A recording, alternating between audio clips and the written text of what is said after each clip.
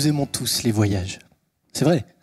Mais nos envies et nos besoins évoluent sans cesse. Et nos critères de voyage changent. Ils dépendent de la destination, de la période, du budget, de nos handicaps aussi.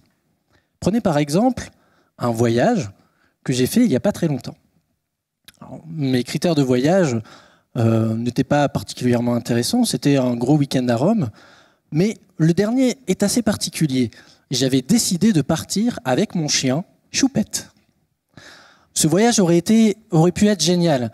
Seulement, j'avais choisi un hôtel qui n'admettait pas les chiens. Les restaurants, c'était pareil. Si j'avais pu avoir un guide qui saurait répondre à mes exigences pour planifier un voyage. Mais un guide de voyage papier ne peut pas évoluer selon mes besoins. Et pourquoi pas un livre numérique? Alors, je me suis retourné vers Choupette et je lui ai dit « Ne t'inquiète pas, je connais un peu le livre numérique. Je vais faire une thèse et nous reviendrons pour faire notre voyage sur mesure. » Un livre numérique, c'est un fichier que vous pouvez lire sur votre smartphone, votre tablette ou votre ordinateur. Considérez-le comme une boîte dans laquelle se trouve tout le contenu du livre.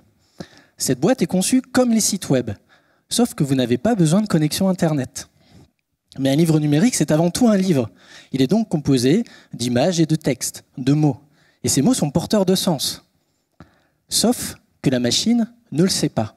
Tout ce qu'elle peut vous dire, c'est qu'un mot est une suite de lettres. Pourtant, dans un livre, vous avez des dates, des lieux, des prix, des adresses.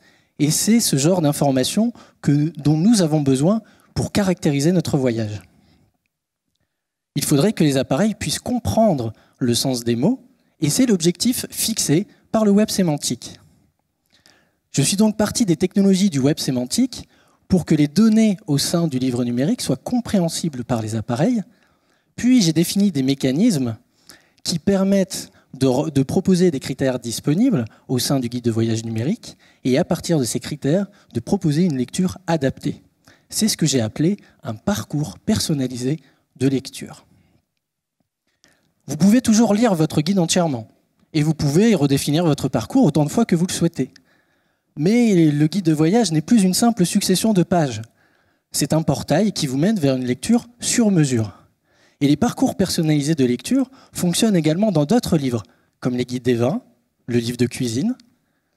Pour ma part, j'ai hâte de pouvoir repartir avec Choupette.